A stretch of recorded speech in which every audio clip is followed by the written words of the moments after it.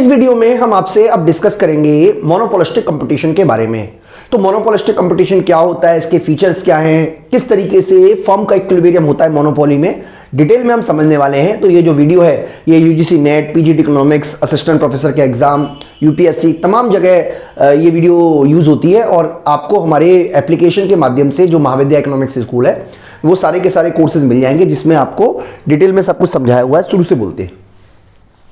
Hello दोस्तों, इस video में हम आपसे डिस्कस करने वाले हैं मोनोपोलिस्टिक कंपटीशन और साथ ही साथ उसके फीचर्स और किस तरीके से इक्विलिब्रियम ऑफ फर्म होता है। तो दोस्तों मैं आपको बताना चाहता हूं कि हमारी एप्लीकेशन के माध्यम से हम बहुत सारे कोर्सेज जैसे यूजीसी नेट, पीजीटी इकोनॉमिक्स के असिस्टेंट प्रोफेसर, इसके अलावा एमए इकोनॉमिक्स, बीए इकोनॉमिक्स, तमाम कोर्सेज प्रोवाइड कराते हैं। तो आप हमारी एप्लीकेशन महाविद्या इकोनॉमिक्स स्कूल जरूर डाउनलोड कर लें। तो बात करें अगर हम मोनोपोलिस्टिक कंपटीशन की, तो देखिए सिंपल शब्दों में समझते हैं। मोनोपोलिस्टिक कंपटीशन यानी कि इसका वर्ड मीनिंग अगर आप इसके शब्दों पे जाओगे तो यहां पे है मोनो का मतलब सिंगल और पॉलिस्टिक मतलब सिंगल सेलर बनने के लिए क्या हो रहा है, कंपटीशन। यानी कि ये मार्केट की उस सिचुएशन के बारे में बता रहा है जिसमें फर्म आपस में कंपटीशन कर रही है टू बिकम अ मोनोपोलिस्टिक। यानी कि एक ऐसी कंडीशन जहां पे नंबर ऑफ फर्म बहुत लार्ज होती है, उतनी लार्ज तो नहीं जितनी कि परफेक्ट कंपटीशन में होती है, लेकिन काफी लार्ज होती है। और साथ ही साथ ये जो जितनी भी फर्में हैं ये डिफरेंशिएटेड प्रोडक्ट को बेच रही होती हैं। यानी कि डिफरेंशिएटेड प्रोडक्ट बेचने का मतलब ये हुआ कि मार्केट के एक छोटे हिस्से पर इनका कब्जा होता है।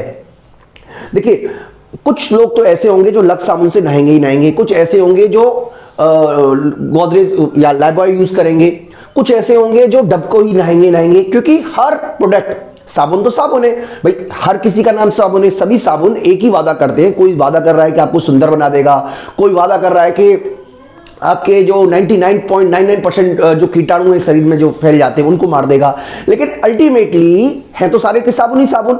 तो मोनोपोलिस्टिक कंपटीशन मार्केट की उस सिचुएशन का नाम है जिसमें फर्में जो होती है वो बहुत सारी होती हैं और हर फर्म जो प्रोडक्ट बेच रही होती है वो किसी ना किसी तरीके से एक दूसरे के प्रोडक्ट से अलग होता है। और इस तरीके की मार्केट में फर्में एंट्री करने के लिए और एग्जिट करने के लिए फ्री हैं। जैसे यहां पे कुछ एग्जांपल दिए हुए हैं, जैसे स्मार्टफोन की बात करें तो आईफोन है, सैमसंग है, इसके अलावा आप देखोगे तो वीवो है, इसके अलावा एमआई का फोन है, तमाम तरीके के फोन है और ये सारे के सारे फोन एक दूसरे के साथ कंपीट कर रहे हैं। सभी अपनी क्वालिटी, अपने परफॉर्मेंस को अलग अलग बता रहे हैं। इसी तरीके से सॉफ्ट ड्रिंक में आप देख रहे हैं कोको कोला है, पेप्सी है, इसके अलावा और भी कंपनियां हैं जैसे जो पार्ले है वो भी अपने कुछ कोल्ड ड्रिंक जैसे प्रोडक्ट लॉन्च करती है। इसी तरीके से क्लोथिंग में भी बहुत सारे ब्रांड बन चुके हैं और कई ऐसे भी हैं जो नॉन ब्रांड है मार्केट में, तो वो भी एग्जिस्टेंस दे रहे हैं। तो इस तरीके की जो मार्केट है, जैसे टैक्सी में ओला उबर के अलावा और भी कई तरीके की टैक्सी कंपनियां हैं। इवन मैं भी मान लो अगर अपनी टैक्सी चलाता हूं तो मैं भी तो कंपटीशन कर रहा हूं ओला उबर से। तो इस तरीके से आप देखोगे तो मोनोपोलिस्टिक कंपटीशन मार्केट की उस सिचुएशन का नाम है जिसमें नंबर ऑफ फर्म बहुत ज्यादा होती है, हर फर्म कुछ ना कुछ डिफरेंशिएटेड प्रोडक्ट को बेच रही होती है। डिफरेंशिएटेड प्रोडक्ट बेचने की वजह से मार्केट का एक बड़ा हिस्सा उनके कब्जे में चला जाता है और साथ ही साथ इस तरीके की मार्केट कंडीशन में फर्में न्यू एंटर करने के लिए और एग्जिस्टिंग फर्म मार्केट को छोड़कर जाने के लिए पूरी तरीके से फ्री होती है। तो ये आपको समझना है। बात करें इसके फीचर्स की तो बहुत ही सिंपल तरीके से आप फीचर समझ लीजिए। सबसे पहले है लार्ज नंबर ऑफ फर्म्स। देखिए लार्ज नंबर ऑफ सेलर, इसके अंदर लार्ज नंबर ऑफ सेलर होते हैं।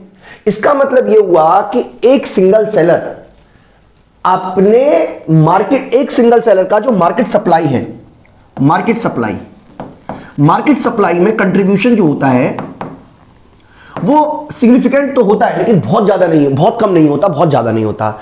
इसका मतलब यह हुआ कि मार्केट में लार्ज नंबर ऑफ सेलर मौजूद हैं। हर सेलर जो है वो एक दूसरे से कंपीट कर रहा है, लेकिन मार्केट में उनका कंट्रोल पूरी तरीके से नहीं होता और ना ही ऐसा है कि कोई सेलर का कंट्रोल ना हो। दूसरा है डिफरेंशिएटेड प्रोडक्ट। यह समझना आपके लिए बहुत जरूरी है। डिफरेंशिएटेड प्रोडक्ट के बारे में आप समझ लीजिए। डिफरेंशिएटेड प्रोडक्ट का मतलब है कि हर प्रोडक्ट जो फर्म बेच रही होती है वो किसी ना किसी तरीके से दूसरे फर्म के प्रोडक्ट से डिफरेंट होता है। मोनोपोलिस्टिक कंपटीशन में मान लीजिए आप साबुन की बात करो तो तमाम तरीके के साबुन आपको देखने को मिलेंगे। एक साबुन कहेगा कि हम आपके 99.9% कीड़े मतलब कीटाणु को मार देंगे, कोई कहता है कि आपको इसके लाने के बाद आपके अंदर से फूलों की खुशबू आएगी। अल्टीमेटली सबको अपना सामान बेचना है और सभी अपना सामान बेचने के लिए अपने प्रोडक्ट को एक दूसरे के साथ डिफरेंशिएट करके रखते हैं और यह मोनोपोलिस्टिक कंपटीशन का एक फीचर है। साथ ही साथ नॉन प्राइस कंपटीशन भी मोनोपोलिस्टिक कंपटीशन का एक फीचर है। देखिए, नॉन प्राइस कंपटीशन का मतलब है कि मोनोपोलिस्टिक कंपटीशन में फर्मों का यह प्रयास रहता है या फर्में इस तरीके से कोशिश करती हैं कि किसी भी तरीके से प्राइस वॉर की सिचुएशन से बचें। जैसे मुझे एक एग्जांपल याद है, जैसे पेप्सी ने क्या किया था, अपनी मतलब काफी पुरानी बात है, अपनी प्राइस को, अपनी जो कोल्ड ड्रिंक की बोतल जो कि 10 या 12 रुपए की आती थी उसको 8 रुपए कर दिया। तो कोक ने इसको 6 रुपए का कर दिया, अब फिर पेप्सी को भी 6 रुपए का करना पड़ा। अल्टीमेटली ये जो वॉर है ये लंबे समय तक चलेगा, क्योंकि प्राइस वॉर अगर एक बार छिड़ गया तो इससे बचने के लिए फर्में क्या करती हैं, नॉन प्राइस कंपटीशन का यूज करती हैं। यानी कि प्राइस को तो नहीं चेंज करेंगी लेकिन गारंटी या वारंटी बढ़ा देंगी। जैसे मान लीजिए आप किसी दुकान पे गए एसी खरीदने के लिए, अब एक एसी ऐसा है जो आपको दे रहा है 6 महीने की वारंटी, एक एसी ऐसा है जो आपको 2 साल की वारंटी दे रहा है, एक एसी ऐसा है जो आपको 5 साल की वारंटी दे रहा है। इस कंडीशन में ये जो एक्स्ट्रा वारंटी दी जा रही है, this is a non price competition. यानी कि फर्में प्राइस वॉर से बचने के लिए प्राइस को कम नहीं करती बल्कि क्या करती हैं, नॉन प्राइस कंपटीशन का प्रमोट करती हैं। यानी कि फर्मों का ये पूरी तरीके से कोशिश रहती है कि किसी भी तरीके से वो अपने प्राइस को कम ना करें बल्कि क्वांटिटी को ज्यादा से ज्यादा बेचे, और इसके लिए उनको क्या करना पड़ रहा है, गिफ्ट देने पड़ते हैं, एक के साथ एक फ्री, चाय के साथ चम्मच फ्री। इस तरीके के जो प्रपोजल है वो बड़ी बड़ी कंपनियां क्या, सभी कंपनियां चलाती हैं। और सेलिंग कॉस्ट, इस तरीके की कंपनियां बड़ी मात्रा में सेलिंग कॉस्ट करती है। सेलिंग कॉस्ट का मतलब होता है क्या, आप समझ लीजिए, एक फर्म का प्रोडक्शन हो गया, प्रोडक्शन होने के बाद डिमांड को क्रिएट करना है। उस डिमांड को क्रिएट करने के लिए फर्में अपनी बहुत बड़ी मात्रा में पैसा सेलिंग एक्सपेंडिचर पे खर्च करती हैं। सेलिंग एक्सपेंडिचर से फर्म का इक्विलिब्रियम पे क्या असर पड़ता है, उसके ऊपर एक अलग से वीडियो है। फिलहाल आप यहां पे समझ लीजिए कि एक फर्म की होती है प्रोडक्शन कॉस्ट। प्रोडक्शन का मतलब है कि इनपुट से आउटपुट तक बनाने में जो पैसा खर्च हुआ वो प्रोडक्शन कॉस्ट हो गई। लेकिन अब उस आउटपुट को बेचना भी तो है। भाई आपने एक शर्ट बना ली, शर्ट बनाने का ये मतलब थोड़ा नहीं है कि बाजार में जाके उस शर्ट को बिकना शुरू कर देगा। उसको बेचने के लिए आपको बहुत सारे एफर्ट करने पड़ेंगे। तो इस एफर्ट को के लिए आपको क्या करना पड़ सकता है, हो सकता है आपको एक अच्छा सेल्समैन रखना पड़े, हो सकता है आपको कोई प्रमोशन करना पड़े, हो सकता है आपको कोई इवेंट ऑर्गेनाइजेशन करना पड़े, हो सकता है आपको कोई स्कीम निकालनी पड़े। तो ये सारी की सारी चीजें जिसको आप खर्चा करते हो वो कहलाती है आपकी सेलिंग कॉस्ट। और मोनोपोलिस्टिक कंपटीशन में क्योंकि प्रोडक्ट डिफरेंशिएटेड होता है, देखिए अगर प्रोडक्ट होमोजीनियस होता तो फर्मों को सेलिंग कॉस्ट पर पैसा चवन्नी खर्च करने की जरूरत नहीं होती, क्योंकि सभी फर्में सेम होमोजीनियस गुड्स को सेल आउट कर रही है। लेकिन under the monopolistic competition firm जो है वो सभी एक जैसी गुड्स को नहीं सेल कर पाती हैं। बिकॉज क्यों नहीं सेल कर पाती हैं, क्योंकि सभी एक जैसी गुड्स को सेल क्यों नहीं करती, क्योंकि इस केस में डिफरेंशिएटेड होता है। और प्रोडक्ट डिफरेंशिएटेड होने की वजह से हर कंपनी को यह बताना पड़ता है कि उसके द्वारा बनाया गया सामान दूसरे के सामान से बहुत बढ़िया है। इसीलिए इस तरीके के केस में फर्में बहुत बड़ी मात्रा में, ह्यूज अमाउंट में अपना पैसा खर्च करती है फॉर दी सेलिंग कॉस्ट। इसके अलावा फ्री एंट्री एंड एग्जिट, देखिए इस केस में फ्री एंट्री और एग्जिट भी होती है। ध्यान से समझ लीजिएगा, मोनोपोलिस्टिक की कंपटीशन की कंडीशन में फ्री एंट्री एंड एग्जिट होता है। हालांकि ये एब्सोल्यूट फ्री नहीं है, ऐसा नहीं है कि किसी भी कंपनी ने मन किया कि चलो भाई इंडस्ट्री में घुस जाते हैं और वो घुस गया। देखिए साबुन बनाना तो मैं भी शुरू कर सकता हूं, लेकिन मार्केट में ब्रांड बनने में टाइम लगता है। इसका मतलब ये हुआ कि इस केस में एंट्री फ्री होती है, लेकिन परफेक्ट कंपटीशन की तरह एब्सोल्यूट फ्री एंट्री नहीं होती। इस free entry and free exit का इंप्लीकेशन ये होता है कि मोनोपोलिस्टिक कंपटीशन में भी परफेक्ट कंपटीशन की तरह फर्मों को लॉन्ग टर्म में नॉर्मल प्रॉफिट ही मिलता है। मान लीजिए किसी फर्म को एबनॉर्मल प्रॉफिट मिल रहा है शॉर्ट रन में, तो नई फर्में मार्केट में एंटर करेंगी। जब नई फर्में मार्केट में एंटर करेंगी तो प्राइसेस पर इसका बुरा असर पड़ेगा ही पड़ेगा, और आप देखोगे कि मार्केट का जो प्राइस है वो कम हो जाएगा। यानी कि हम सिंपल समझें कि मान लीजिए किसी गुड्स का प्राइस है 10 रुपए और ये हाई प्राइस है, इस प्राइस पर आपको मिल रहा है एबनॉर्मल प्रॉफिट। तो इससे क्या होगा, न्यू फर्म एंटर करेंगी, और जब न्यू फर्म एंटर करेंगी तो सप्लाई जो होगी वो बढ़ेगी, और जब सप्लाई बढ़ेगी तो जो प्राइस है वो गिरेगा, और जब प्राइस गिरेगा तो फिर से फर्मों को नॉर्मल प्रॉफिट ही होगा। इसी तरीके से अगर मान लीजिए शॉर्ट रन में फर्मों को मिल रहा है लॉसेस, तो लॉस कमाने वाली फर्में इंडस्ट्री में रह के करेंगी क्या भैया, जब लॉस हो रहा है तो वो मार्केट को छोड़ देंगी, जब मार्केट को छोड़ेंगी तो उनकी जो मार्केट की जो सप्लाई है उसमें कमी देखने को मिलेगी। जब मार्केट की सप्लाई कम हो जाएगी तो डेफिनेटली जो प्राइस है वो बढ़ेगा, और जो फर्में मार्केट में सर्वाइव करेंगी उनको लॉन्ग रन में केवल और केवल नॉर्मल प्रॉफिट ही मिलेगा। बात करें डिमांड कर्व की, तो मैं आपको डिमांड कर्व के बारे में बता देता हूं, डिमांड कर्व और रेवेन्यू कर्व दोनों के बारे में मैं आपको बता देता हूं अंडर द मोनोपोलिस्टिक कंपटीशन। देखिए हम यहां पे मोनोपोली का डिमांड कर्व डिस्कस कर रहे हैं, मोनोपोली का डिमांड कर्व, जिससे कि आपको कंफ्यूजन ना रहे, और यहां पे हम बात कर रहे हैं मोनोपोलिस्टिक कंपटीशन की।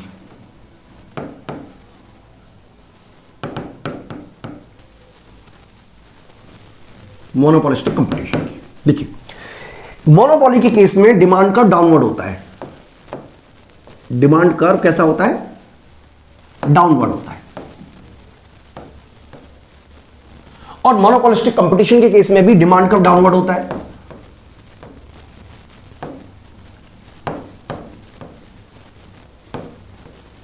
दोनों ही केसेस में डिमांड कर्व डाउनवर्ड होता है।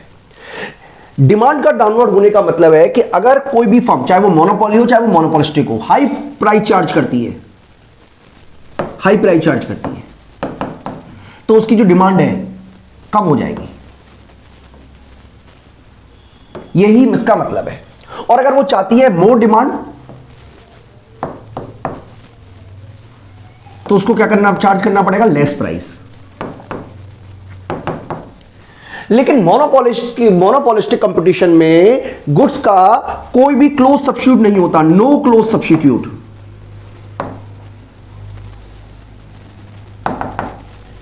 कोई भी क्लोज सब्स्टिट्यूट नहीं होता, लेकिन इस केस में क्लोज सब्स्टिट्यूट अवेलेबल होते हैं, अवेलेबल होते हैं,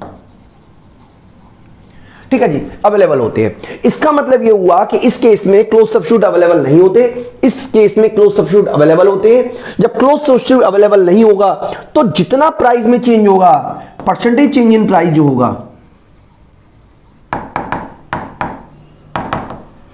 वो उसके मुकाबले परसेंटेज चेंज इन डिमांड जो होगी वो कम होगी।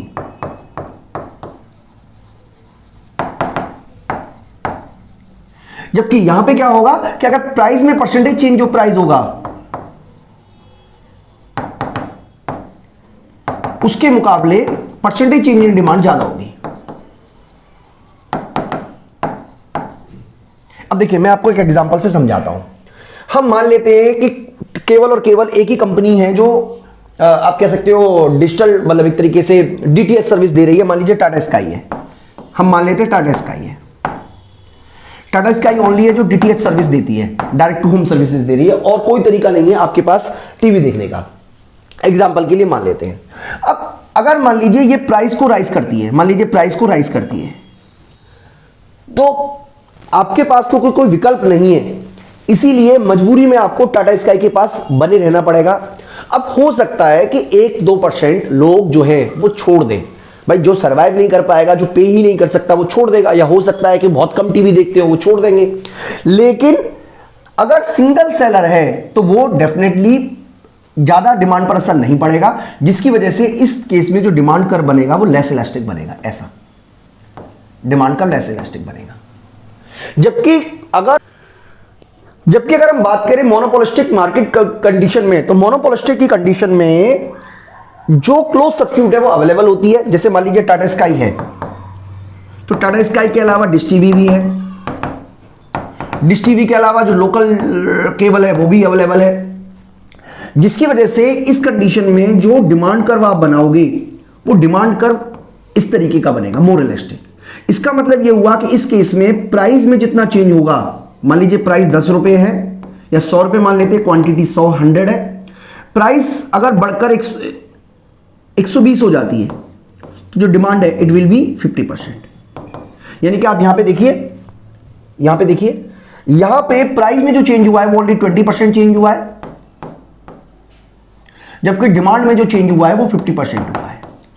यानी कि हम ये कह सकते हैं कि मोनोपोलिस्टिक कंपटीशन मार्केट की कंडीशन में डिमांड का डाउनवर्ड होता है, जो बताता है कि हाई प्राइस पर जो फर्म है वो कम सेल कर पाएंगी या ज्यादा सेल करने के लिए उनको कम क्वांटिटी प्राइस को कम करना पड़ेगा। लेकिन क्योंकि इस कंडीशन में क्लोज सब्स्टिट्यूट अवेलेबल नहीं होता, इसलिए जितना परसेंटेज चेंज प्राइस में होगा डिमांड में उससे ज्यादा परसेंटेज चेंज होगा, जिसकी वजह से मोनोपोलिस्टिक कंपटीशन में जो डिमांड कर्व होता है it will be more elastic, जो आपको समझना है।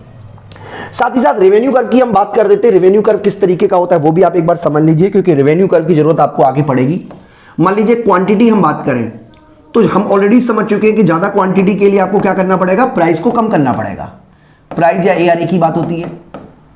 मान लीजिए 10 किया, 9.5, 9, 8.5 और 8। तो हम टोटल रेवेन्यू कैसे निकालेंगे? टोटल रेवेन्यू निकालने के लिए प्राइस को क्वांटिटी से मल्टीप्लाई करना पड़ता है, ये तो आपको पता ही होना चाहिए। आप रेवेन्यू वाला चैप्टर पढ़ के आए हो। तो यहां पे मैं लिख देता हूं 10, 19, 27 और 32 और 2 34 और 8 5 40। अगर आपको MR निकालना हो तो आपको पता ही है MR किस तरीके से निकलता है। बीच का डिफरेंस, पहला 10, क्योंकि 0 रुपए 0 क्वांटिटी पे तो 0 ही समान इनकम होगी। दूसरा 9, तीसरा 8, फिर 7 और 6। तो इससे हमें पता चलता है कि मोनोपोलिस्टिक कंपटीशन में हमारे रेवेन्यू कर्व किस तरीके के होते हैं। मैं आपको बना के दिखा देता हूं, खास तौर पर एवरेज रेवेन्यू और मार्जिनल रेवेन्यू। तो एवरेज रेवेन्यू जो होता है वो फ्लैटर होता है इस तरीके का, और मार्जिनल रेवेन्यू इस तरीके का होता है। मोनोपोली की केस की बात करें तो मोनोपोली के केस में एवरेज रेवेन्यू और मार्जिनल रेवेन्यू, यानी कि इस केस में जो मोनोपोलिस्टिक कंपटीशन होता है उस केस में जो स्लोप होता है वो कम होता है, जबकि मोनोपोली के केस में जो रेवेन्यू कर्व है उसका स्लोप जो होता है वो ज्यादा होता है। यानी कि रेवेन्यू कर्व जो होते हैं वो मोनोपोली में इनइलास्टिक, लेस इलास्टिक, और मोनोपोलिस्टिक कंपटीशन में मोर इलास्टिक होते हैं। ये आपको दिमाग में रखना है। अगला फीचर की बात करें तो इस केस में परफेक्ट नॉलेज का अभाव होता है, यानी कि लैक ऑफ परफेक्ट नॉलेज, यानी कि मार्केट कंडीशन के बारे में कंज्यूमर को पूरी तरीके से जानकारी नहीं होती। आप पेप्सी पीते हो, पेप्सी के अंदर कौन से चीजें डली हुई हैं, क्या क्या चीज डली हुई है आपको जानकारी नहीं है। मार्केट कंडीशन के बारे में पूरी जानकारी कंज्यूमर को नहीं होती है। इसी तरीके से प्रोडक्ट मार्केट की भी जानकारी भी नहीं होती है। साथ ही साथ इस केस में परफेक्ट नॉलेज भी नहीं होती है, वो तो हमने आपको बता दिया। परफेक्ट मोबिलिटी भी नहीं होती है, यानी कि वेक्टर मार्केट में और गुड्स मार्केट में परफेक्ट मोबिलिटी नहीं होती है। इसका मतलब एक कंपनी जो पेप्सी बना रही है वो सडनली पेप्सी बनाना छोड़कर एरोप्लेन ही बना सकती है। सिंपल सरल भाषा में इसका मतलब ये है। इसी तरीके से आप जो पेप्सी पीने वाला है वो ऐसा नहीं है कि कोई और चीज पीना शुरू कर देगा, जिसको आदत है वो पिएगा। मतलब एक तरीके से परफेक्ट मोबिलिटी नहीं होती है, इसका मतलब सिंपल सा ये हुआ। तो इस तरीके से हमने काफी सारे फीचर्स के बारे में डिस्कस किया, और अब हम आगे जो डिस्कस करेंगे इस वीडियो में वो है, हम डिस्कस करेंगे आगे दिस टॉपिक जिसको हम बोलते हैं इक्विलिब्रियम अंडर मोनोपोलिस्टिक कंपटीशन।